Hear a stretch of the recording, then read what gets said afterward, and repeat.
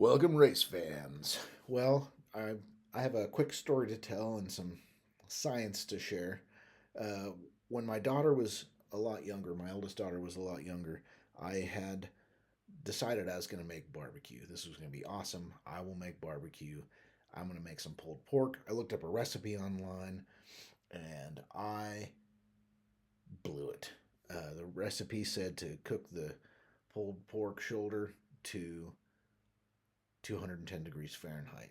But I happen to live outside of Denver, Colorado, and water boils at about 203 degrees there, which means that I could never get the temperature of that pork shoulder up to 210 degrees. So I made a big chunk of charcoal and ended up grilling hamburgers for her birthday party.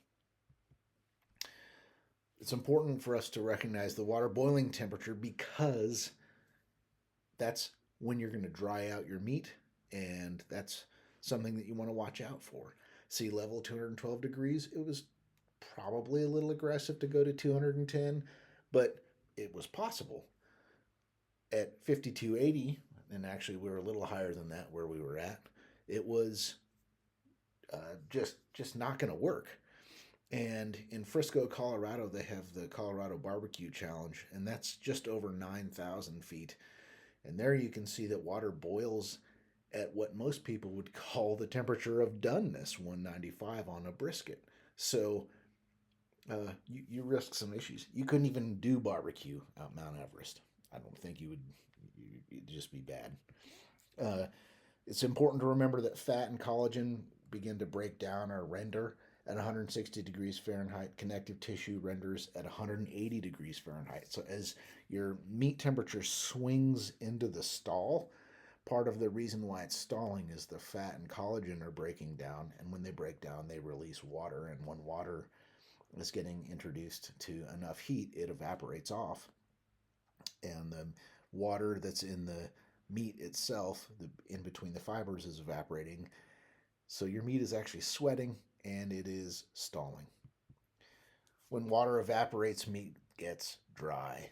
Fat will help give the sensation of moisture in food, but when the water evaporates, the muscle fibers will dry out and you just get drier, tougher, chewier meat. So let's talk about pit temperatures. The key to smoking low and slow is to cook the meat low and slow. Sometimes when I listen to barbecue channels talking about doing a brisket, they'll like smoke for 6 or 8 hours and then they'll bump the temperature up after so many hours and try to reduce the cook time and speed up the cook. Well, the problem with that at elevation is that's how you dry your meat very quickly. I'm going to talk about delta and just briefly. Delta is what we'll define it as kind of being the difference in temperature required to get from what the meat temperature is at a current time to a goal temperature or the surrounding temperature around it. The larger the delta when cooking, the faster the swing in the temperature will be. The smaller the delta, the slower the swing in temperature will be. At sea level, with a 275-degree pit temperature, we've got a delta of 63 degrees Fahrenheit from boiling. Everything goes through. You would expect to see maybe 160 degrees at 5 or 6 hours. You'd wait from the stall. You'd hit 195 after about 12 hours. This is with a 15-pound or so brisket. 80-degree delta from pit temperature when you hit that 195. Okay, you're going to see that's a constant, but what we'll see is the cook time changes as we go up into elevation. And it's also good to remember that when you're resting, that maybe you rest for 4 hours, the meat temperature is going to pass right back through that breakdown temperature zone. So if you cooked for 12 hours and rested for 4, that's still probably going to be 7, 8, 9 hours of time when your meat is in that window.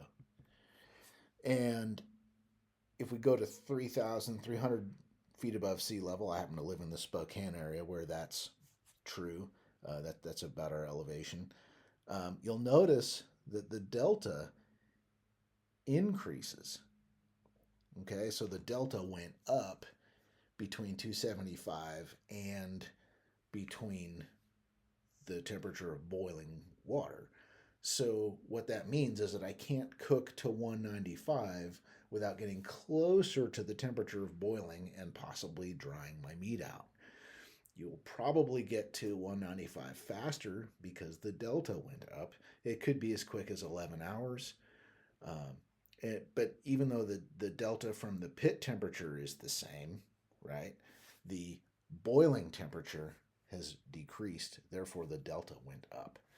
And then if you rest for 4 hours, it'll go swing back through there. But that means that the amount of time that the meat had in that window was a decreased number.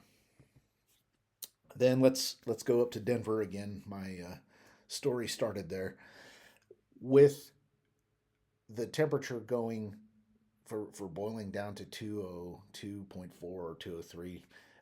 The delta goes up again, and so now the delta is 73 degrees, and so my meat's going to dry out faster, and my cook time could decrease, and if at least at the 275 temperature.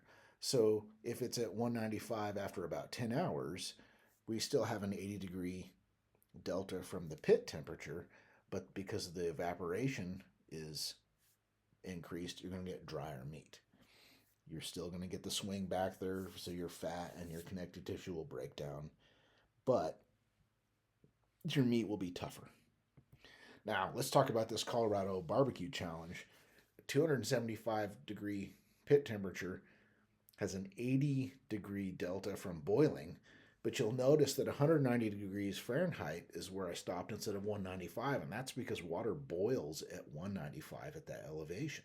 You might get there much more quickly because the delta increased, and you would have drier meat if you went up to 195, obviously, but you could also have a lot tougher meat because the time for the connective tissue to break down is lower, and more moisture is likely to evaporate at that higher elevation. So even if it rests for another 4 hours, it's still probably going to be tough and less likely to win you that competition. So it's important to kind of recognize those distinctions.